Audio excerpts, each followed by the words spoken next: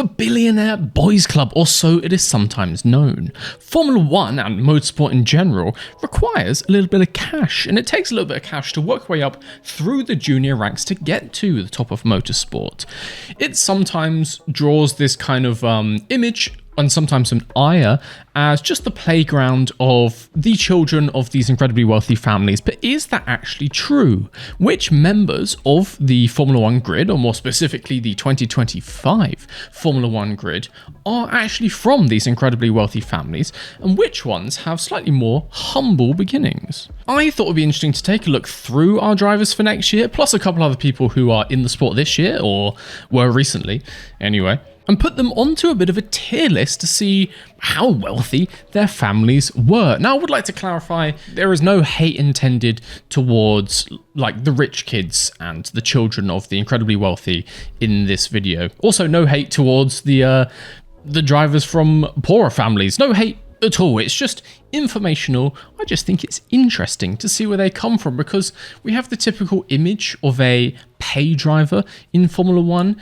but some of these drivers might surprise you. If you're wondering about the order of the drivers down at the bottom, if it doesn't make any sense, it is in current 2024 constructors standings, but they're drivers for next year, if that makes. So that's why we have McLaren and then Red Bull and then Ferrari with Hamilton. You get it.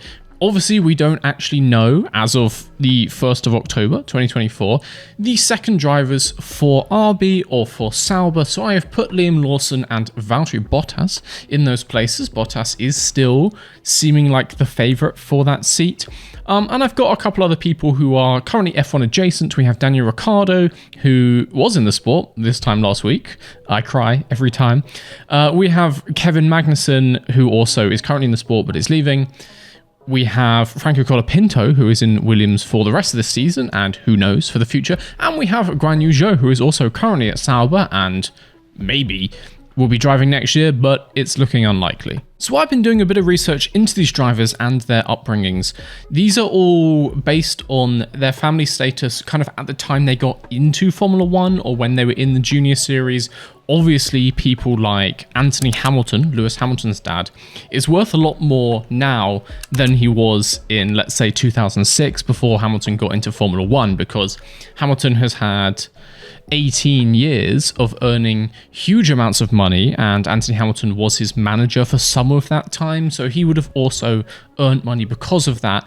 It's a kind of two-way thing. So this is all pre-Formula One for each of these people, kind of as they were growing up, immediately before they got to the sport.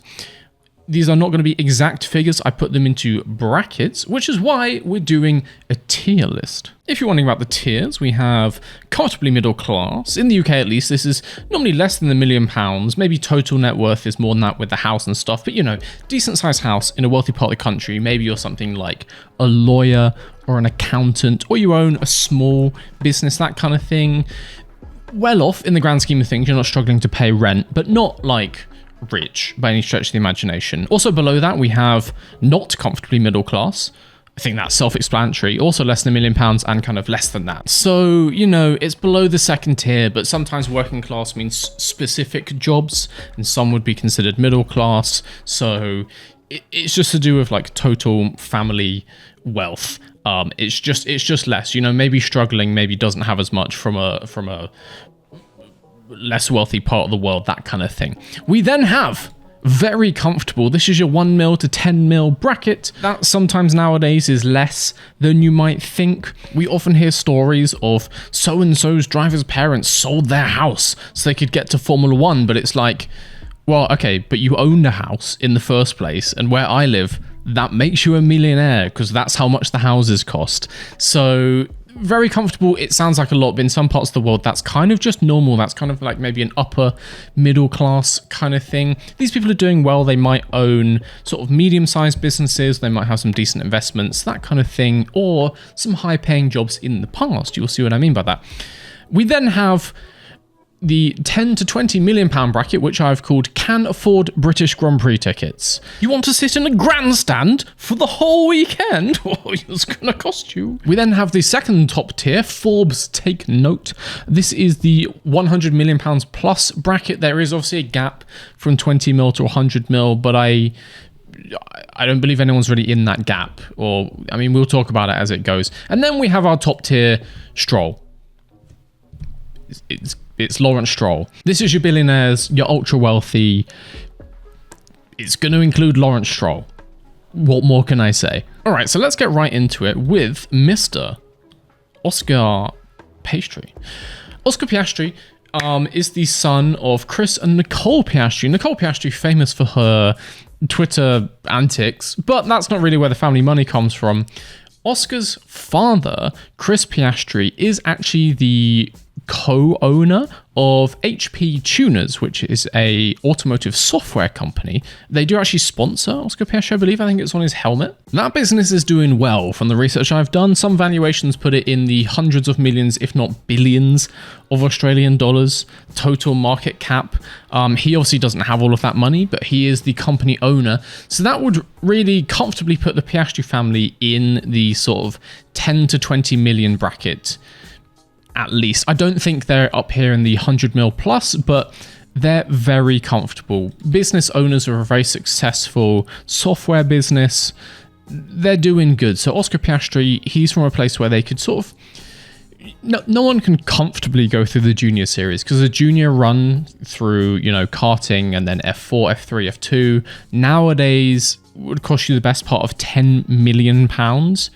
No one can comfortably pay that, apart from maybe Lance Stroll. But still, you would not be wrong to call the Piastris a rich family. They're doing well. HP Tuners. Can't remember if it's on the McLaren itself, but it's on his helmet. Sponsors the team. Yeah.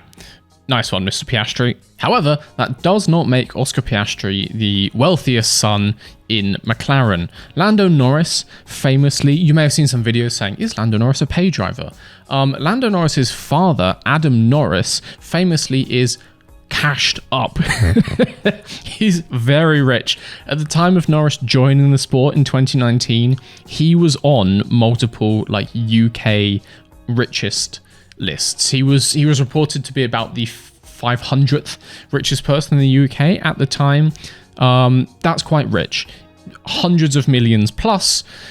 He's doing good. If you're wondering, Adam Norris earned his money through... He was initially the director of a pensions company, and I'm assuming while he was there, he just made several very good investments. He apparently has significant stock in Hargreaves Lansdown, which is a financial services company here in the UK.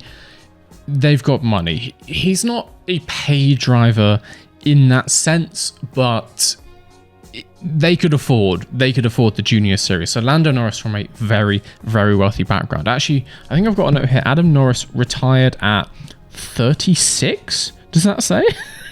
Yeah, if you retire at 36, that's kind of show off money at that point. He's not like retired. He has basically like a venture capital firm now, which I'm assuming only makes him more money. So the Norris family, they're doing fine.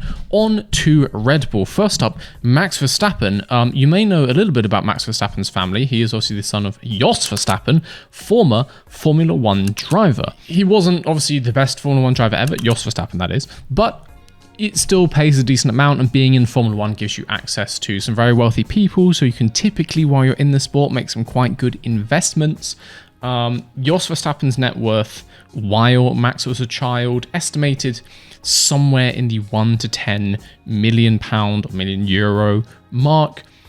Pretty well off family. I should note as well that Max Verstappen, on his mother's side, his mother was also a racing driver, not in Formula One, but relatively successful. And when you hear racing driver, you hear money, because if you're second generation racing driver, typically there's some money there. Max Verstappen's mum's father was a chairman of Genk, which is a Belgian league football team. Top flight football team chairman. There's some money in the family on both sides. Max Verstappen is going in the 1 to 10 million mark, but I don't know, if Jos made some pretty good business deals while he was driving in Formula One, he might have been up here for Oscar Piastri. We don't know. He's at least here. Then we have Sergio Checo Perez. So Sergio Perez famously is linked with some very influential and wealthy figures in Mexico. His actual family, not the outright wealthiest. His father, Antonio Perez Garibay, is a politician in Mexico. So in and of itself, not an incredibly high-paying job, but let's just say Mexican government positions would afford you access to some influential and wealthy people. Perez's father is famously at least associates with Carlos Slim, who at one point was the richest person in the world. Current net worth somewhere in the 80 to 90 billion US dollar range. Decently wealthy. That's not Perez's father, but through his father, Perez has access to some very well-connected people. His actual family, though, not mega rich out and out, unless, they were doing some interesting stuff with government fund. Not accusing anyone of anything. I'm just saying, that would be a possibility. I'm not accusing anyone of anything. I've seen estimates put his father's net worth in the range of 1 to 2 million. So we'll put him down here. Probably actually less than Jos Verstappen, honestly, but still in the very comfortable range. Then we move on to Ferrari, and we start with Mr. Charles Leclerc. He is the son of another racing driver, Hervé Leclerc. I might be pronouncing that wrong. Don't know. Grew up in Monaco, famously not a cheap place to live. Potentially not the richest ever. His father wasn't a top flight racing driver. I think his best series was Formula 3 back in the 80s, but still a decently well-connected family. I've seen estimates put them around the €1 million mark. Again, net worth, if they own property in Monaco and they were connected in the racing scene for a couple decades, you'll gain something from that. Again, probably less than these two, but maybe at the top end of comfortably middle class, maybe in the middle of these. I've again seen these kind of stories saying my family struggled to put me through my racing career. They didn't say, I didn't get the sold the house story, but similar things. But then again, anyone would struggle to go through a GP2 career because it's just crazy expensive, millions of pounds a year. So he's probably on the borderline between these. I'm going to stick him up in here just to give his family the benefit of the doubt. Maybe I've just made the Leclerc family a bit more money than they already had, so you're welcome. We then have Lewis Hamilton. Hamilton now is the wealthiest of all of the drivers on the grid. I mean, he's been there for 17 years at the very top of the sport, very marketable, obviously. Incredibly wealthy nowadays. Growing up, though, you may have famously heard stories of Anthony Hamilton, Lewis Hamilton's father, working 2, 3, 4 jobs to put him through a driving career as a kid, mortgaging his home, all these things. So the story goes, Anthony Hamilton was an IT professional. I think he was an IT manager.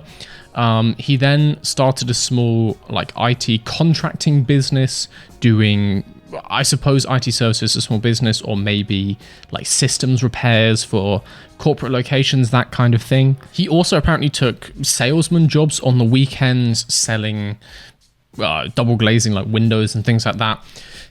So obviously the struggle was there to get enough money together for a junior career, but then again, by any definition, being an IT manager would make you comfortably middle class. They grew up in Stevenage in Hertfordshire in the UK, which is quite a wealthy area.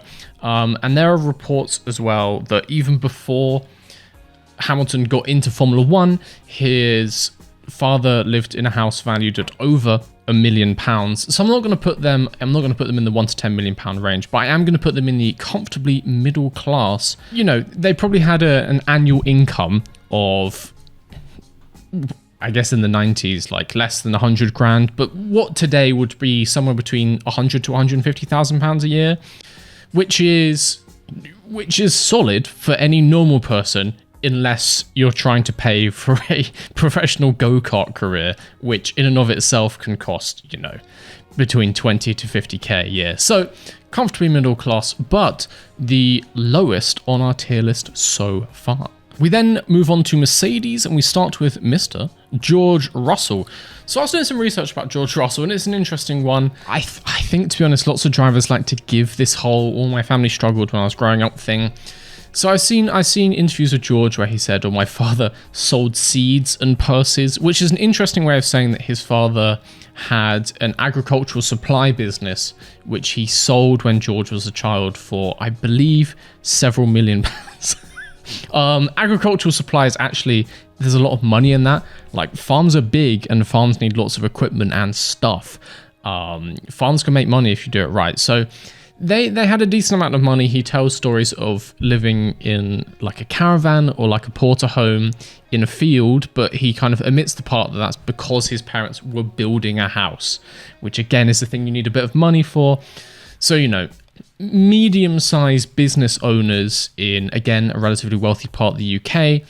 I don't know exactly what the situation was like growing up, but by any definition, I would assume that puts them just over the £1 million mark, selling a agricultural supplies business.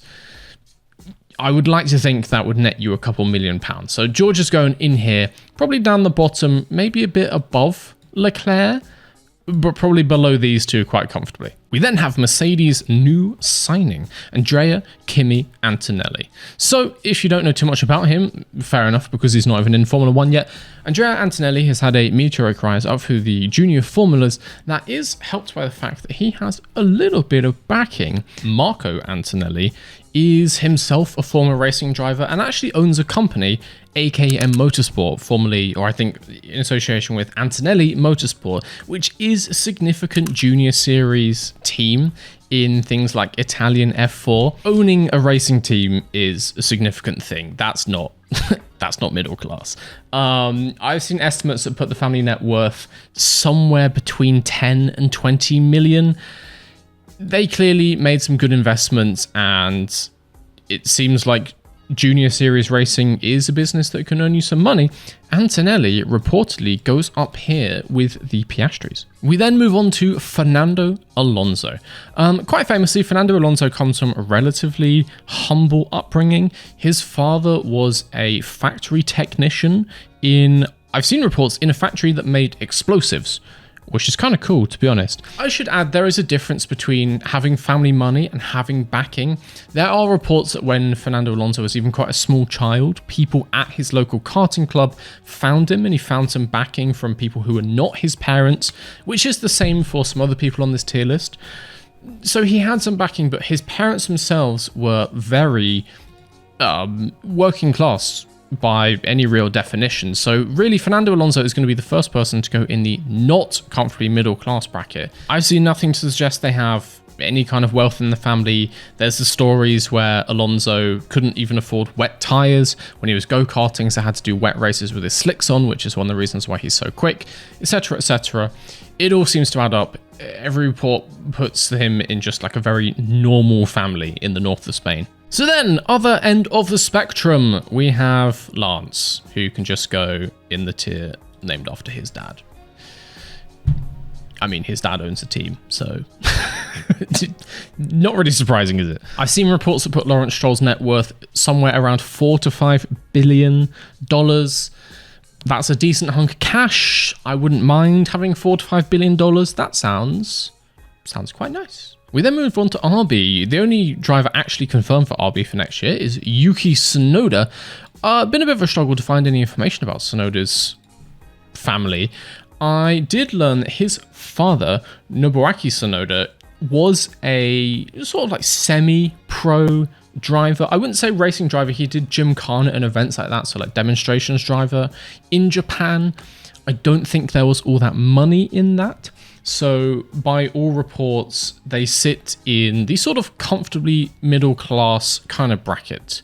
I've not seen too many reports of them being like poor, but there's nothing to suggest they have any like significant money. They seem to just be a normal-ish middle class family from Japan. We then have a driver not confirmed for RB for next year, but at least driving for RB for the rest of this year, so we're going to count it as being good enough. Liam Lawson. So, did a bit of research into the Lawsons. They seem to be a relatively comfortable middle-class family from the North Island in New Zealand. But once again, nothing to suggest they have some serious cash in the family. Lawson, again, is one of the drivers who seems to have picked up a lot of backing from outside his family when he was a child. There is a consortium of investors, primarily from New Zealand, who... basically Lawson or Lawson's family set up a investments company it's probably called Lawson Racing Investments or something, I don't know, but this happens with quite a lot of drivers. And the way it works is you do this company and you sell off shares in this company to raise capital, and then if the driver is successful and they get into Formula One for a well-paying contract, you then buy all the shares back to pay everyone back on their investment. So apparently Lawson is backed by a consortium of relatively wealthy people from New Zealand. His parents have put some money into his racing career. They're not poor, but again, they seem to fit into this comfortably middle-class bracket.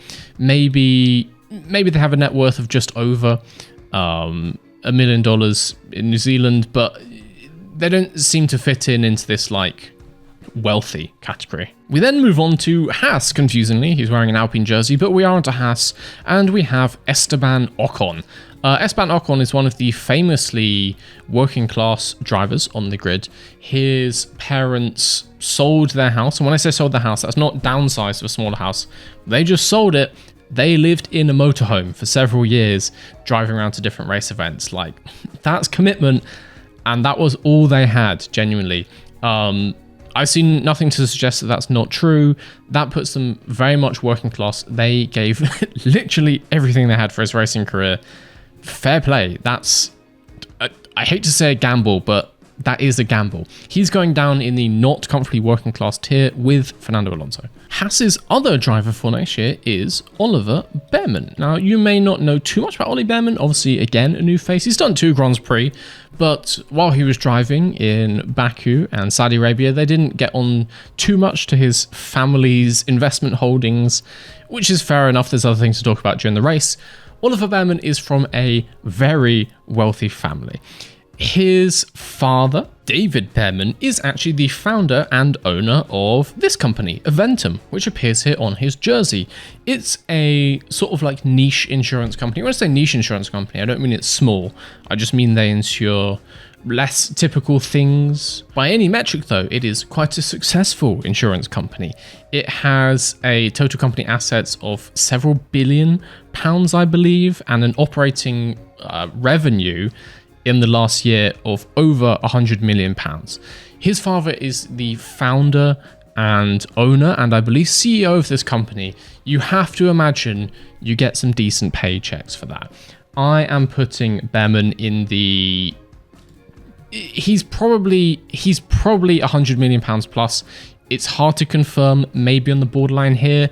For simplicity, we're putting him up here with, with the Norris family. If your family company is going to sit front and center on the jerseys, you've got some money. For anyone wondering how Oliver Bearman got into Formula 1 when he was currently P15 in Formula 2, that's slightly harsh. He did come P6 in Formula 2 last year. And, he does have good race pace. He's just bad at qualifying, to be honest, this year. But also his family have paid absolutely tons of money. So that helps. That helps. I haven't heard it said, but in every sense of the word, you would call Mr. Bearman a paid driver. Just how it is. But then again, no one calls Norris a paid driver, but they're in the same tier. Okay, moving on to Williams, and we have a relatively complicated case in Alex Albon. So, anyone who's watched Drive to Survive, I believe season 2, which follows the 2019 season, you may know a little bit the story of Alex Albon's family. So when Alex was quite young, you would have said he was from a very wealthy family. But as it turned out, his mother was effectively running a pyramid scheme. She was arrested in 2008 and she was sentenced to prison in, I think, 2012 for fraud, basically millions of pounds of fraud. So it's a bit of a weird one because, when he was very young and probably actually at the start of his driving career, his family did have quite a bit of money. But then obviously after his mother was arrested, and I'm assuming almost all of their assets were frozen, and also he lost quite a lot of backing at the time. He was famously dropped by several sponsors and junior programs. He kind of like slides down the tier list, so I would have to, at that point, put him probably in not comfortably middle class. If your parent gets all their assets frozen and taken to prison, that's going to hurt your chances of having a successful life. I don't know exactly what the family situation was like after that. I'm putting him down in bottom tier. We then have Alex Albon's teammate for next year, Carlos Sainz. Sainz famously is the son of Carlos Sainz Sr., who is a legend of WRC. Two-time WRC champion, however many rally wins, a lot. He did pretty good. So he was at the very top of rally for quite a long time. Would have earned a decent amount of money. If you've ever seen the clips on like Drive to Survive when they're in the Sainz family residence in Madrid, that is not a cheap house. I would imagine, just given how Formula 1 is compared to other motorsports, Carlos Sainz Jr. has probably earned more now than his father ever did, I would guess.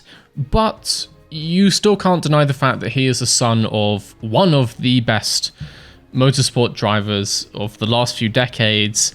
That comes with some decent paychecks. We are putting him in the 1 to 10 million bracket, but probably actually at the top of this bracket, above these guys anyway. We then move on to Alpine. We start off with Pierre Gasly. Not all that much is known about Pierre's family. Pierre's father is Jean-Jacques Gasly, which is incredibly hard to Google because Pierre's middle names are Jean-Jacques. So he's Pierre Jean-Jacques Gasly, and his father is just Jean-Jacques Gasly. But when you Google it, my God, that's very annoying. His dad was a racing driver, but in much lower formulas. I think he competed in some like minor rally series, that kind of thing. That would put them somewhere in the middle class range to be able to afford to do that. And I believe Pierre did go to a relatively expensive private school, I want to say. Not much has come up in my research on Pierre, honestly, but I'm going to put him in the comfortably middle class range. We then have Pierre Gasly's new teammate, Mr. Jack Doohan.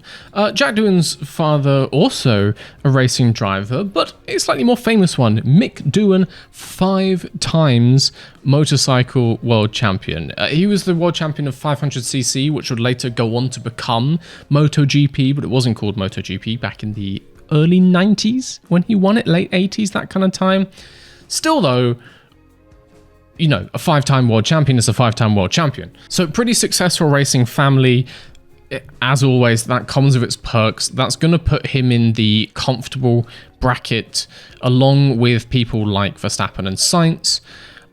I don't know how much money there was in motorcycles back in the day. I would assume it was probably less than maybe Verstappen and Sainz, but he's still going to go somewhere in the middle of here. We then move on to Sauber. The only confirmed driver for Sauber next year is Nico Hülkenberg. Hulk's father runs a shipping company in Germany, which is called like Hülkenberg Logistics, something very uninteresting like that. It's a medium-sized logistics company, as far as I can tell. Not fantastically wealthy by any stretch of the imagination, but again, you know, company owners, so it can't hurt. I think that would put them like just into the very comfortable bracket, but maybe only just, so probably kind of here along with Leclerc, that kind of thing. Do I put him above Russell? What makes more money, shipping things around or selling seeds? He's the kind of side-by-side of George Russell, I'll say. And then we don't know who's going to be Hülkenberg's teammate next year. Not announced as of the time of recording this, but we'll go through a couple of drivers it could be. So we firstly have Valtteri Bottas, seems to be the favourite at the moment to get that. Bottas comes from a family which does own a small business in Finland. His dad owns a cleaning company, and apparently his mum is or was an undertaker. Pretty cool, I guess. The first undertaker on the list. I just realised as well, who the hell photoshopped him into this jersey? Like, what is this neckline? I didn't do this. These are official images from Formula 1, which I obtained through a method. Who did this? Anyway, parents were small company owners, working professionals, that kind of thing. Nothing to suggest they're particularly wealthy. I mean, Finland is not exactly a hard-off country, is it? There's some pretty wealthy people in Finland, but by all accounts, just sort of middle-class upbringing for Mr. Bottas. So we then move on to some people who are not potentially driving Formula 1 in 2025, but they're kind of in Formula 1 now, so I thought we'd talk about them. Obviously, Ricciardo is not in Formula 1 now, but let's still talk about him. I've seen before some confusion online about Daniel Ricciardo's family and his family wealth and whether he's a paid driver or not. So, Daniel Joseph Ricciardo, is the son of Joe Ricciardo. Actually, not called Joseph, called Giuseppe. He's Italian, moved to Australia. They come from Perth. His father often gets confused for another Joe Ricciardo, also from Perth, Australia, who owns a very significant mining company and is very wealthy. That is not Daniel Ricciardo's parent. Daniel Ricciardo's dad actually owns, I believe, a haulage company or like a construction company, that kind of thing. A company, but not an enormous mining operation. By all accounts, Daniel Ricciardo also just comes from a sort of comfortably middle class background, small company owners, but not wealthy. We then move on to Kevin Magnussen. Again, doesn't look like he's going to be in the sport unless he signs with Sauber, but I think that's unlikely. Kevin is the son of Jan Magnussen, also former racing driver. Jan Magnussen actually decently successful in both Formula 1 and I want to say WEC, not going to check it. But again, decently successful racing driver for a number of years, comes with some paychecks. Magnussen is going in the 1 to 10 million bracket again, probably further up here, but I'm just going to put him at the end now. Franco Colapinto. Very hard to find anything about Colapinto, but he does come with stories about having to scrape together sponsorships for each year in the junior formulas and, you know, not knowing whether he's going to continue taking it on a race-by-race basis, that kind of thing. James Vowles recently gave an interview with the classic his parents had to sell their house, we could continue racing thing, which, again, I don't like. How many houses do they have? You know, was it just their summer house? Give me more information, James Vowles. So, we don't know all that much about Franco Colapinto, but there's nothing to suggest he's from a wealthy background. We're going to put him in the comfortably middle class again. And then we have our final driver, Zhou Guanyu. Driver for Sauber for the next 6 races, and probably only the next 6 races, but let's see. Zhou Guanyu, again, is one of those cases where it's a bit kind of hazy, let's say. It's not entirely clear who even his family is or where his background is, but all signs suggest he comes from a very wealthy background. It is believed that the Zhou family owns a series of car dealerships in China. And when I say a series of car dealerships, I don't mean like 2. I mean, you know, potentially hundreds of car dealerships. I have seen estimates that put his family net worth in the billions, but I've seen conservative estimates that put it in the hundreds of millions, definitely. I've seen stories of things like a karting track being built in his home city next to one of the Zhou family car dealerships called the Guanyu Circuit, which is suspicious. If you happen to open a karting circuit which has the same name as your child on the premises of your car dealership. So yeah, his parents had built their own karting track money, which is definitely not down here. If some reports are to be believed, he could be sitting up here in the Stroll tier, but we're going to be conservative and we're going to put him down in the Forbes take note. It's kind of hard to verify with, you know, Chinese businesses because it's incredibly opaque. They're not reported in the same way as, you know, European businesses, but the man came from money. There are reports that his first year at Sauber, his various backers paid 30 mil for him to be in that seat, which is crazy money. And then we have our tier list. Please bear in mind, as I said, this is just family money, and so it kind of ignores some other things. It ignores the fact that Checo Perez is incredibly well connected with some very influential Mexican people, such as potentially Carlos Slim, and so he comes with an enormous amount of sponsor backing at the start of his career in the like 10 to 20 million pound range. But that's not family money. So this is just a tier list of that. Everything needs some context. Everything has a bit of nuance. Please bear that in mind. Again, I'm not saying that the top of this list is bad. I'm not saying that the bottom of this list is bad. These are just how it is, according to the research I've done, which could be wrong. Could be wrong. Anyway, I hope you found that interesting. If you did, please leave a like down below and hit subscribe so you don't miss the next video. If you want to help Mr. V move up into the next rung on this tier list, which would be the bottom one, you can head to mrvsgarage.com and pick yourself up a lovely shirt or even a hat. You know, they look wonderful and it all supports the channel. I've been Mr. V. Till next time, see ya.